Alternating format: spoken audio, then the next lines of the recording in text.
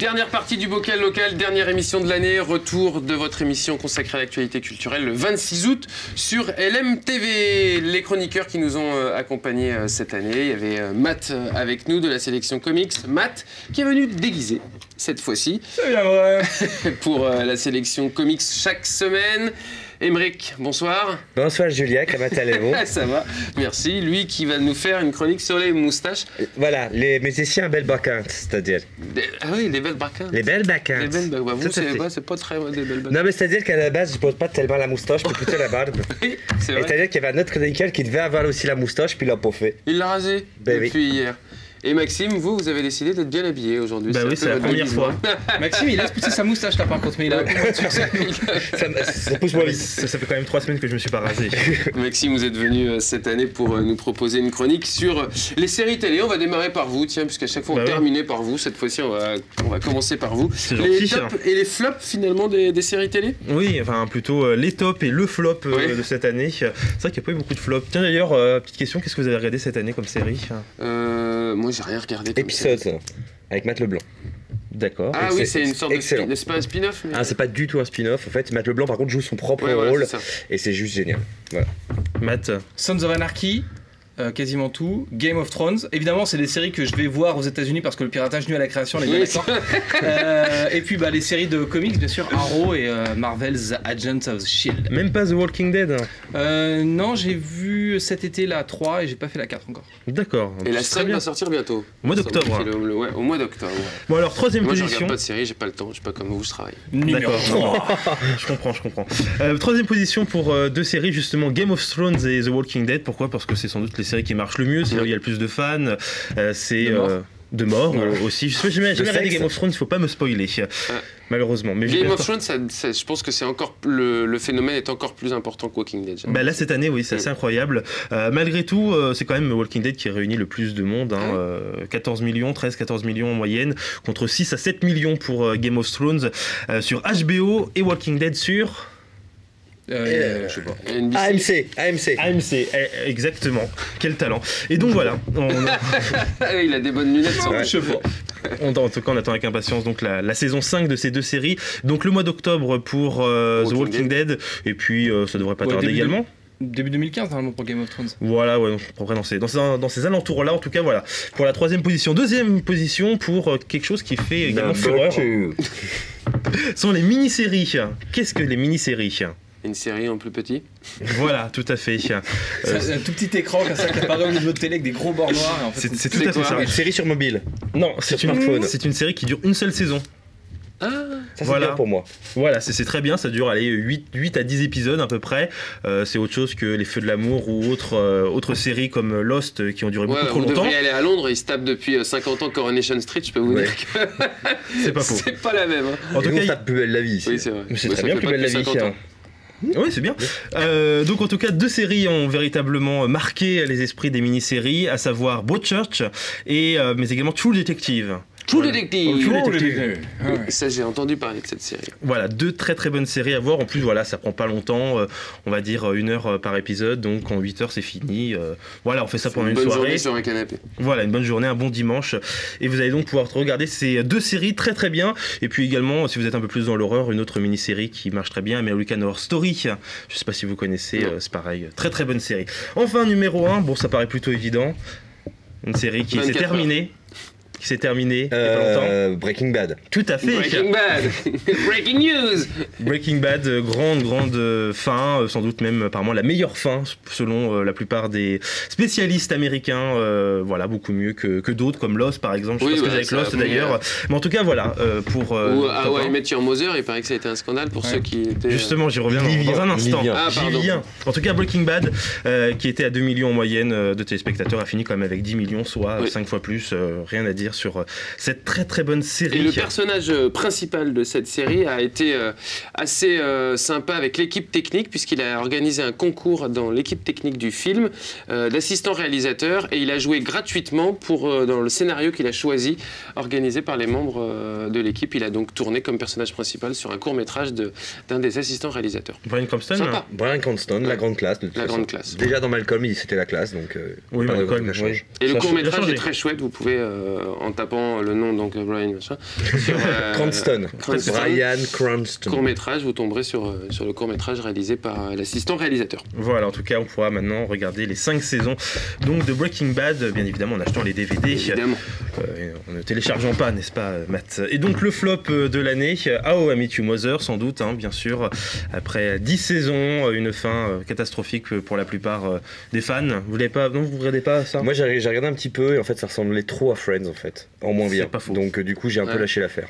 Donc, c'est vrai qu'il y avait un peu de ressemblance, effectivement. Voilà. Une bande de potes à New York, machin, etc. Ça, bon, il y avait ce. Enfin, il y a le Dr Doogie de la série télé quand même, donc.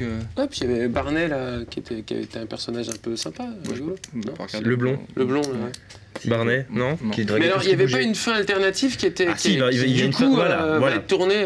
Voilà. Allez, si pour se lâcher un peu, vous nous racconciez la fin de la série. Oui, allez, c'est sympa quand même. Non, les pauvres. Un peu le spin-off sur. On ne spoil pas ici. Le spoiler, pardon, sur LMTV. Donc, c'est le flop de l'année. Voilà, puis autre mauvaise nouvelle d'ailleurs pour How I Met Your Mother. Le spin-off, justement, How I Met Your Dad a été annulé d'ailleurs. Donc, pour preuve que c'est vraiment une année catastrophique pour eux. Les pauvres, je les plains. Bon, en tout cas, merci à vous, Maxime, d'être venu toute cette année pour merci, cette Julien. sur les séries télé. On se retrouvera certainement la saison prochaine. Place à la musique maintenant avec Emmerich. On a du temps là ce soir. On a plein de temps, c'est cool. C'est cool. Il est 40. Il est 40, oh là là. Pour ceux qui nous regardent en direct, bien évidemment. Emmerich, chanteur à moustache ce soir. Oui, alors voilà, logiquement, Matt et moi on s'était dit, tiens, on se la faire moustache aujourd'hui. Bon, il n'a pas trop tenu le pari, donc voilà. Donc du coup, j'ai l'air d'un con avec mon sujet de chanteur à moustache. Oui. Parce qu'il l'avait encore hier soir. Mais oui, en plus, c'est ça le pire. Donc non, je parlerai pas de Freddie Mercury, hein, parce que tout le monde le connaît, ni de Francis Cabrel, encore moins de Nana Mouskouri. Mais de quoi j'ai pas vu ça? Non. Non, oui, pas con, j'ai pas pensé. Non, Barbu. Ah, pardon. Barbu. Non, aujourd'hui, je vais vous parler en fait des 2 plus belles moustaches du rock, en tout cas de la musique actuelle. La première, il s'agit de James Gourlay, le chanteur de Portugal The Man. Je propose d'écouter un petit extrait.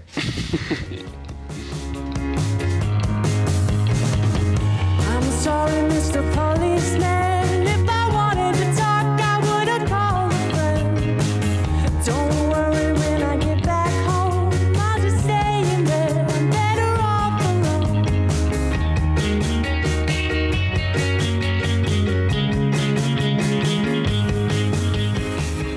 I woke up to my glory. Bon, c'est pas non plus Hercule Poirot. Hein. Non, effectivement, c'est pas très prononcé sur cette session-là, mais en vrai, il a une jolie moustache. Là, c'était juste qu'il s'était pas bien rasé, donc du coup, ça ressort moins.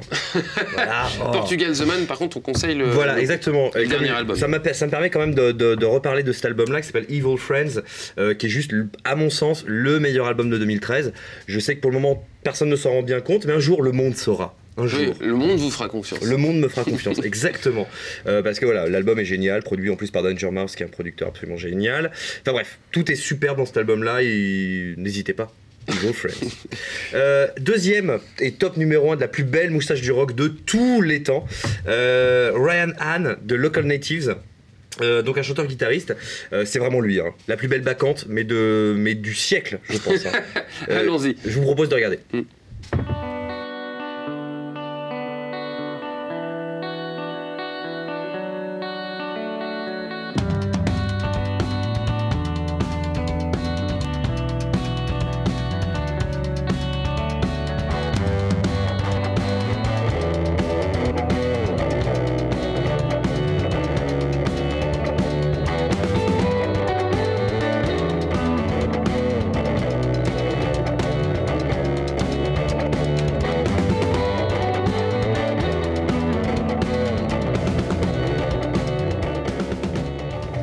Effectivement, il a une belle moustache. Ah lui, oui, voilà. En plus, un joli t-shirt rayé qui va bien avec. Enfin voilà, il y a un petit côté 1923. C'est pas dégueulasse. Vous parlez de votre t-shirt rayé à vous, là, c'est ça? Ouais, mais moi j'adore les t-shirts rayés. Hein, c'est pas dégueulasse. C'est pas dégueulasse. C'est pas dégueulasse. On va bien se régaler, hein. Et voilà, donc les Local Natives, c'est un peu une sorte de Beach Boys un peu hipster d'une certaine manière, d'où la moustache, donc, et d'où le t-shirt rayé. Ils ont sorti en fait 2 albums. Là, c'est un extrait de leur premier qui s'appelle Gorilla Manor, qui est sorti maintenant il y a une petite paye, hein, en 2010. Et ils ont sorti en 2013, donc l'an dernier, un autre album qui s'appelait Hummingbird, qui est moins bien, je trouve. Voilà, un peu moins sympa. Mais en tout cas, c'est lui le grand vainqueur de la moustache de l'année, même voire de la décennie, voire du Oui, siècle. c'est vrai qu'il a une sacrée moustache, le coquin. Donc voilà, et moi je suis un peu jaloux parce que regardez-moi Oui. ça, c'est pas possible. Oh, ça finit par pousser. Oui, vous, c'est juste ridicule. On est d'accord, on est bien d'accord. Que ça va partir dès que l'émission est terminée. Oui, voilà, c'est ça. Voilà. Vous avez emmené votre tondeuse avec vous. C'est presque ça. Oui, parce que presque si- ça. presque. Si vous partez en vacances avec, que vous bronzez, que vous l'enlevez au retour, ça va être magnifique quoi. Avec Oui, cette oui, espèce de barre exactement. blanche au milieu de la Mais j'ai figure, ça va être failli, super. prendre la tondeuse et me dire tiens, on va faire un sacrifice rituel sur. Mais je me suis dit si j'ai 30 secondes comme d'habitude, ça va rien rendre. Mais s'il y a des ciseaux en régie, vous pouvez vous couper les moustaches pendant ma chronique si vous voulez. Éventuellement. Si quelqu'un des ciseaux. Qu'est-ce qu'on veut? On peut essayer de trouver des ciseaux. Merci Émeric pour Portugal The Man et Local Natives, donc les chanteurs à moustache pour cette dernière chronique de cette dernière émission. Et puis des CD tiens, qu'on peut embarquer pour les vacances. Exactement. Voilà, pourquoi pas? Est-ce qu'on peut Exactement. embarquer aussi pour les vacances? C'est des comics. Oui, mais avant de Avec parler vous, des Matt. livres, j'aimerais faire une dédicace à nos amis puisque je vous ai ramené un document. Et un document qui fait la liaison entre nous tous, puisque c'est un générique. Qui dit générique dit musique.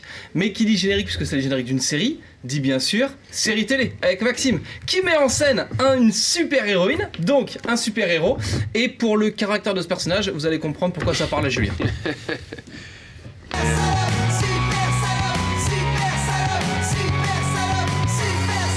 Je t'ai vu atterrir dans la rue, je t'ai vu revêtir un joli costume. Super salope, super salope, super salope, super salope. J'ai voulu te rejoindre de l'autre côté, mais il n'y avait pas de passage clouté. Super salope, super salope, super salope, super salope. Tu fais l'amour à tous les garçons, tu as toujours ta combinaison pour mettre en évidence ton écusson.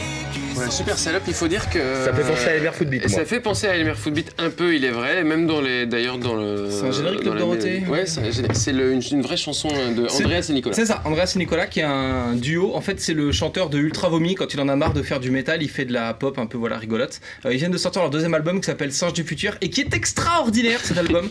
En fait, je suis pas fan de toutes les blagues dans Andreas et Nicolas, mais en termes d'arrangement, de création musicale, de production, tout est vraiment voilà ultra léché. Et sur c'est- scène, faut les voir et parce que assez c'est vrai que mortel, ouais. c'est assez drôle de les voir sur scène. Et Super Salope est là en dessin animé, mais dans le début de la vidéo, vous pouvez voir c'est Guy Edré qui elle Une autre aussi- chanteuse azimutée, ouais. Une autre chanteuse azimutée qui fait voilà, tandis qu'Emery, C'est bien, j'ai un retour là. c'est bien, j'ai un retour. Allez, Oh, les comics ça fait à embarquer plaisir. dans sa valise. Ouais, parce qu'à chaque Mais fois, grosse valise. on emmène des pavés, mais on emmène des gros romans. Alors moi, je vous propose d'embarquer de gros comics, donc je vais ramener des gros bouquins très très lourds. Marvel. Comme par exemple Fantastic Four, qui sort chez Panini Comics dans la collection Marvel Icons. Alors pour tout vous dire, je n'aime pas les 4 Fantastiques. D'accord. Sauf que là, cette fois, eh ben, c'est écrit par Mark Millar, qui est un scénariste génial, et dessiné par Brian Hitch, qui est un dessinateur qui en met un peu partout. En fait, c'est l'équipe qui avait réalisé la série The Ultimates, qui est la BD que j'ai l'habitude d'offrir aux gens, une de mes D'accord. BD de super-héros préférés. Et là, en fait, eh ben, on prouve qu'avec des personnages Les dessins sont très beaux. que j'aime pas trop, on arrive à faire des séries que j'aime bien. Et donc, l'histoire. Les 4 Fantastiques, c'est la première équipe de super-héros inventée par le papa de Spider-Man, des Avengers, des X-Men. Et C'était là- qui, Stanley? Stanley, ouais. Et là, l'ex du chef de l'équipe lui demande elle bosse sur un projet. Donc elle dit, bah tiens, je vais te le montrer. En fait, comme rien n'est simple avec eux, elle est simplement en train de créer une terre parallèle de l'autre côté de la planète qui doit servir aux riches et aux puissants à s'exiler quand cette planète-là va péter. On va rester, D'accord. nous, voilà, sur la planète poubelle. Et puis les riches pourront partir de l'autre côté. Pendant ce temps, il y a des personnages venus du futur qui semblent vouloir s'en prendre un peu à l'équipe, mais on comprend pas bien pourquoi. Et puis finalement, tous ces éléments qui ont l'air un peu décousus vont être liés. C'est assez bien senti, plutôt bien dessiné, très C'est bien très écrit. très bien dessiné. C'est vraiment, drôle. Et c'est un beau petit pavé, Oui, c'est vrai. voilà, qui Non, mais vous vraiment, permettra les de- dessins sont. Enfin, je sais pas ce que Oui, vous en oui. pensez. ça vous les gars. permettra d'exploser Vraiment, c'est très beau. votre surcharge de bagages quand vous prenez Ouais. l'avion. Fear Agent. En fait, Fear Agent, ça sort chez Aquileos. Alors, j'ai un peu triché, là vous en avez qu'un, c'est sorti en 2 volumes, D'accord. parce que je pense que la reliure aurait pété s'ils avaient fait tout en un seul livre.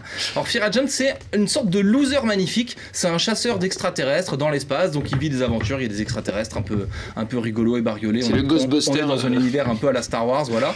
Puis lui, bon, il est un peu dépressif, il picole, il est maladroit. Puis quand il tombe, ça fait rebondir un caillou, puis ça tue le méchant qui était en train de lui courir après. Il s'en sort comme ça, toujours par des petites pirouettes un peu en loose. Et finalement, de fil en aiguille, il va mettre le doigt dans un complot intergalactique qui vise à décimer des peuples entiers. Et puis, est-ce qu'il va réussir à s'en sortir ou pas? Est-ce qu'il va réussir à renouer avec sa femme ils ont des relations qui l'a conduit en dépression. C'est pareil, c'est très rigolo, très coloré. C'est bourré d'action. Et c'est le premier dessinateur d'une série qui vous connaissez peut-être qui s'appelle Walking Dead, qui fait quelques épisodes de cette liaison série-là. avec la chronique de Maxime. Il y a beaucoup de liaisons entre les chroniqueurs et leurs publications. Ça s'appelle Fear Agent, ça sort donc chez un petit éditeur qui s'appelle Aquilos et c'est extrêmement bien foutu. Alors Punk Rock Jesus, si c'est pas le comics que vous avez préféré cette année ou l'année dernière. Ouais, si vous l'avez raté à Noël, Punk Rock Jesus, c'est la petite claque qu'a publié Urban Comics en novembre. En fait, l'histoire, on est dans un futur proche, une société a réussi à mettre au point le clonage humain. Ils ont dit, quitte à marquer le coup, on va cloner un humain un peu célèbre, et donc ils ont décidé de cloner Jésus-Christ. Et puisqu'on est dans un futur proche et que les médias ont pris le pouvoir, qu'il faut, comme ça coûte un peu d'argent, donc il faut faire des rentrées d'argent, on va élever ce clone de Jésus-Christ sous les caméras de télévision, dans une sorte de The Truman Show, de Love Story ou tout ça. C'est le début de cette histoire de ce garçon qui est élevé dans les préceptes, c'est ça, de l'église catholique, qui va refuser d'être un messie, qui va devenir chanteur de punk. C'est une BD qui est l'œuvre d'un type assez génial qui s'appelle Sean Murphy, qui est l'étoile montante des comics. Il dessine et il scénarise cette bande dessinée où tout va à 100 à l'heure. En plus, il y a de vraies réflexions sociales là-dedans.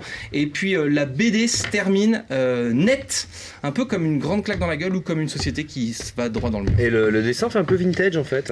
J'aime beaucoup. Eh bien, je ne sais pas quoi répondre à ça. Alors je vais te dire, ok mon coco. Ouais, moi aussi j'aime beaucoup. Ça fait un peu années 60 quoi en fait. Ce qui est sympa, c'est que c'est hyper chargé mais hyper détaillé. Ouais. Et c'est quelque chose. Enfin, le style de Sean Murphy est à 10 000 lieues de ce qu'on voit aujourd'hui dans la bande dessinée, sans être complètement déconnant. Voilà, c'est à la fois moderne et hyper personnel et ce type est un génie, il faut que ce soit dit quoi. Le cycle de Throne, Star Wars l'intégrale. Ouais, j'ai beaucoup hésité dans les pavés que je pouvais vous apporter de Delcourt et je me suis dit que dans les littératures d'été, Star Wars c'est pas mal parce que d'habitude on connaît un peu l'univers. Donc j'ai jamais vu un Star Wars. Les 3 trilogies, pauvre mec, les 3 trilogies de Star Wars sont sorties en BD, ça s'appelle le cycle de Throne. En fait, ça vient juste après les vieux films, donc juste après le retour du Jedi. Qu'est-ce qui se serait passé dans cet univers-là? Voilà, c'est compilé dans. Ça sortait en petit bouquin et puis là, Delcourt en fait ressort les séries dans des gros volumes comme ça. Donc que vous pouvez emmener et puis lire sur la plage. Vous regardez en DVD les films le soir et puis après sur la plage vous lisez ça. Ou à la maison quand il fait pas beau parce qu'on est en Sarthe. Voilà, il fait pas toujours beau. Sur la plage. Il fait beau la semaine. Si, il y a la Monnerie et la week-end. Gemmerie. On a des très belles plages. Il y a Coco Plage en Sarthe. Il y a des endroits très très sympas. Je ne vois pas pourquoi vous dites Voilà. ça. Moi qui suis en Sarthe depuis 4 ans, je peux vous expliquer. Vous êtes natif d'ici, c'est ça? Non. Absolument pas. Voilà pour la sélection comics Mais de on aurait Matt. pu en apporter d'autres. Il y avait Northlander aussi, qui est énorme, qui est une BD qui parle des Vikings, qui est sortie chez Urban. Mais on aura l'occasion de toute façon pendant l'été de retrouver vos différentes sélections puisqu'on a compilé les meilleures chroniques de chacun d'entre vous. Mais non, les moins pires, vous nous avez dit. Oui, les moins pires, d'accord. les meilleurs comme on veut. Un best-of, donc vous retrouverez toutes les sélections comics ou alors la musique et les séries télé. Matt, la sélection comics sur internet tous les jours, ça c'est terminé. De nouveaux projets qu'on peut pas forcément détailler actuellement, mais on vous retrouvera toujours autour des comics à la rentrée. Vous pouvez chercher, on a acheté un nom de domaine qui s'appelle lescomics.fr. Voilà, il y a déjà un logo. Alors, si vous voulez voir un logo, pour l'instant c'est rien. Et puis on ouvre ça mi-août et vous allez en prendre plein les mirettes. Voilà pour l'actualité. Comme des disait mon comics. grand-père. Comme disait mon grand-père. Vous partez en vacances? Oui, et vous? Oui. On y va ensemble? Je sais pas, moi je vais en Corrèze 15 jours, vous voulez venir avec moi? Ce qui serait bien, c'est que ce soit nos femmes et nos enfants qui y aillent, et puis nous, on va aller faire Ouais, la fête d'accord. du côté du Cap d'Agde, si vous voyez ce que je veux dire. C'est vrai. Maxime, Émeric, vous partez un peu en vacances? Ouais, là moi je pars sur la côte normande. D'accord. Pour une semaine. Bon, parfait. Puis Chez après, votre papa, votre maman? ouais, c'est ça, exactement. parfait. Puis après, retour au travail. Retour au travail. Maxime, vous partez un peu? Non, déjà parti. Déjà parti. Oui, Ah, c'est une cool. semaine, dans 5 Ah, jours. c'est ça de le sauter à aller? Vous êtes Exactement. reconduit l'année prochaine, Julien? Je ne sais pas Ah, encore. On vire pas comme ça les gens ici. C'est sur un peu la le montée. mercato en même temps, non? Vous êtes Oui, en train de. oui, mais comme il n'y a c'est- personne qui nous veut, c'est pas facile de rester ici. Non, puis les vous savez. mercato entre toutes les chaînes sartoises.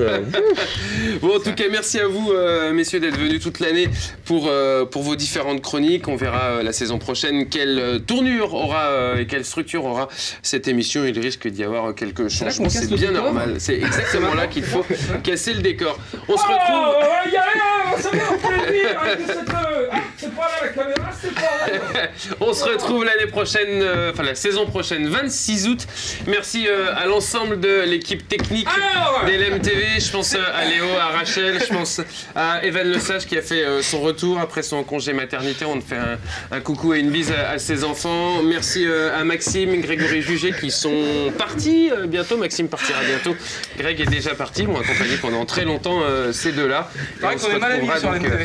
Avec de nouvelles personnes à la rentrée. Merci à Gérard Giraudet pour le son chaque semaine et à la direction des programmes.